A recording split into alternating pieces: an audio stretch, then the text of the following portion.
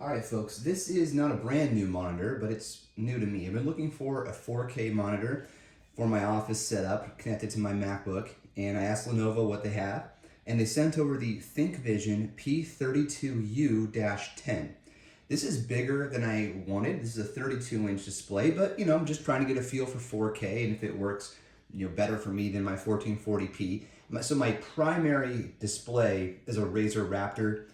I know, I fell for it. This is a few years back, 144 hertz, 1440p. It's actually a really nice monitor. The thing that I love about that Razer Raptor is it's very stable. Whereas what I found with this display is just, typing on my desk and it causes this monitor to wobble, which is not what I expected out of a $1,400 display.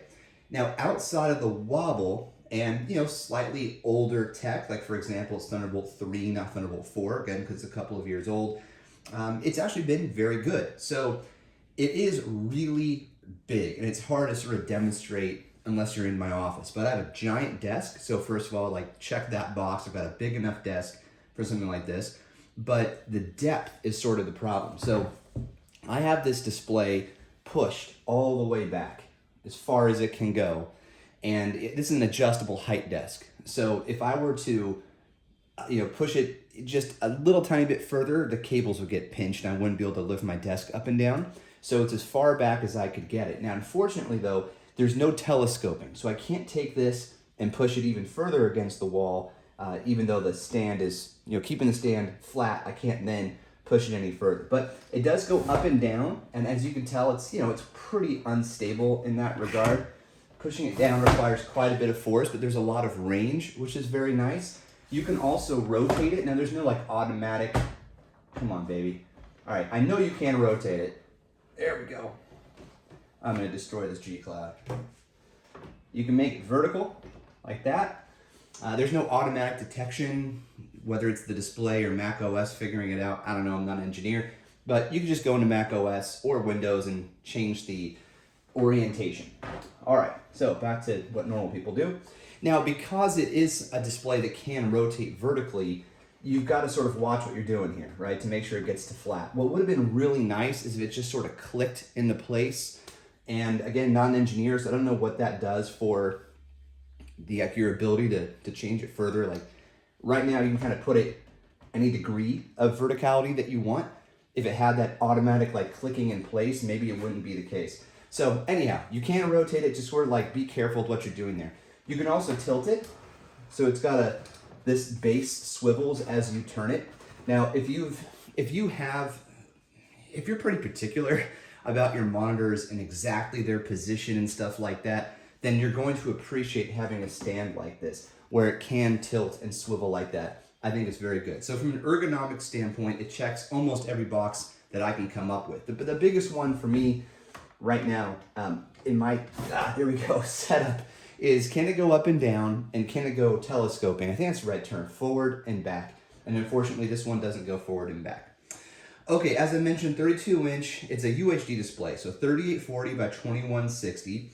And I have it set right now on Mac OS to, it's not in scaled mode, it's just in 4K, no HDR. This does support HDR10, but HDR in general, I just cannot figure it out in either Windows or Mac OS to make it look good. And you can't see it here, but that way, you kind of see the bottom of it. I have a 4K Sony TV that I use for my PS5 and watching movies. It's a beautiful display TV.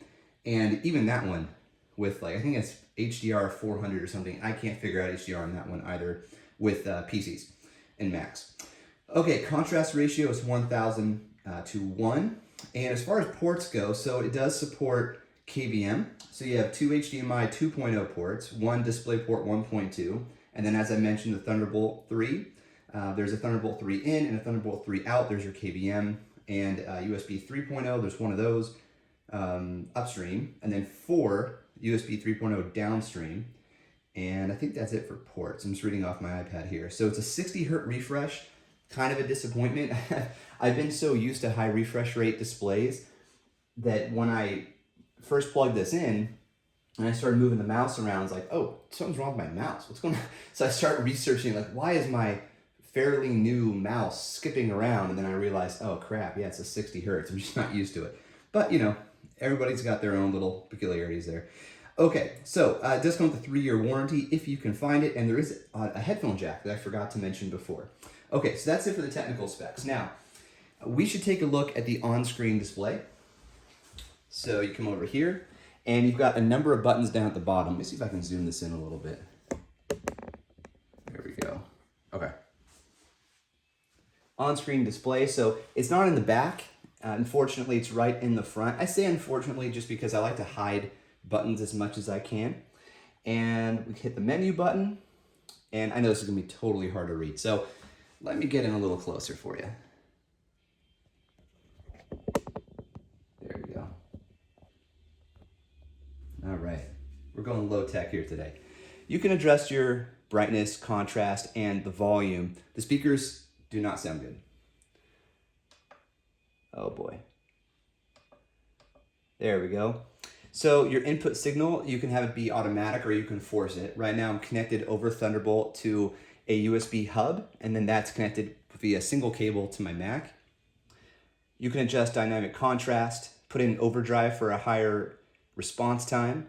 Your color mode, you can change that in your scenario mode, and then picture-in-picture support as well for dual displays, or dual inputs rather. Let's see, you can also do USB charging, so if you wanted to plug in your phone or something, you can charge it off of this, but I currently charge mine elsewhere. And then you can adjust the on-screen display. So there really isn't a whole lot going on here. What does this button do? Oh, that's a quick input button. Okay, that's cool. All right, so it is an IPS display, and it does look pretty good. It's one of those things that's hard to demonstrate in a video, but what I'll do is, okay, here we go. So you've got the display there. It's at not peak brightness, it's 70% brightness, but any more than that, and I think the colors just get worse. And then down here is the Mac. So same, both, I think was this 5K on the MacBook? I don't remember, but so this is a glossy panel, and then the display is a matte finish. Both are, pretty bright. The Mac, I'll drop it to about 70%. And you can see that the Mac just pops a little bit more. Not a fair comparison, right? It's a laptop. It's a premium laptop that costs $2,000 plus. But you can just see, sort of giving you a frame of reference, that this guy, while it can get pretty bright, it doesn't blow you away in brightness.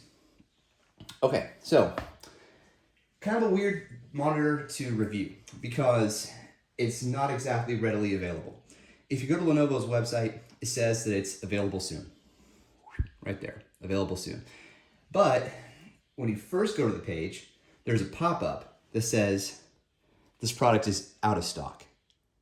Okay, so the question is it out of stock and replenishing at some point, hence available soon, or is it just done?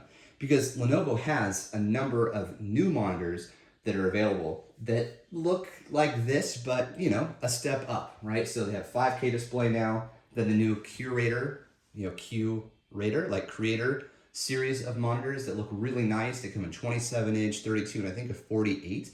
So, and Thunderbolt 4, and they have monitors coming with HDMI 2.1. So a lot of newer features, and I don't see why they would manufacture these anymore. Plus, this is a ThinkVision. It's sort of aimed at the business line. So ThinkVision is like the ThinkPad. It's a monitor for businesses, but you can buy it, from Lenovo's website. You don't have to be a business to buy it. But you won't be able to walk into a Best Buy or go to a B&H or something like that and find it. You're gonna have to get it from either Lenovo's website or through a authorized business reseller like a CDW. So anyhow, that's the ThinkVision P32u-10, 32-inch, too big for me, but the resolution is awesome. I love that I can have multiple windows up here. So, okay, before I completely wrap up, let me just give this thing a little bit more credit. So I grew up on Windows, absolutely hated Macs, hated Mac OS, and I've just been a Windows guy. But as I've gotten older, I've become more of a just give me quality kind of guy. And a lot of that has to do with the fact that I've built up my career and I can afford these kind of things now. So I can pay that Apple tax. And as I've embraced more and more of Apple's ecosystem, I've found that, like the MacBooks, great battery life, great build quality, awesome displays, good keyboard, trackpad, the whole deal. but I gotta get used to this Mac OS, man. It's so weird. The thing about Windows is that, at least for me, I often ran my Windows in full screen or like in tile mode or whatever they call it, where I've got Windows sort of like strategically pinned to certain parts of the screen. It's inherent to the software, to the operating system. So it's very easy to do, and I think Microsoft wants you to do that kind of stuff.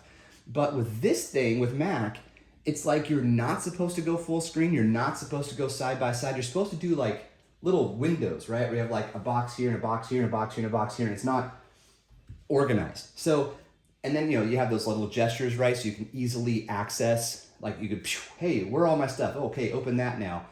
To me, I still think it's less efficient than just Alt-Tab, find what you want and open it up, or do the tiling thing. So my point is, with the ThinkVision, with the 32-inch 4K, and this is probably true for a 27-inch, but for a large screen 4K display, you can kind of find some comfort in Mac in the way they want you to use the operating system, I think. I'm just guessing here. Just, I do have some experience with this crap. So this sort of makes Mac easier to use, if that makes sense.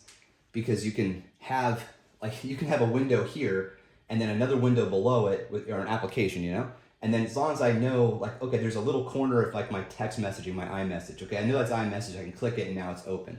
So I do appreciate that about the large display. But it's still Mac OS. So, okay, now I'm gonna summarize, finish it up. ThinkVision P32u-10, 32-inch, $1,400. Right now, not available, but on sale for $960. So if you can get your hands on that, it's a sweet deal.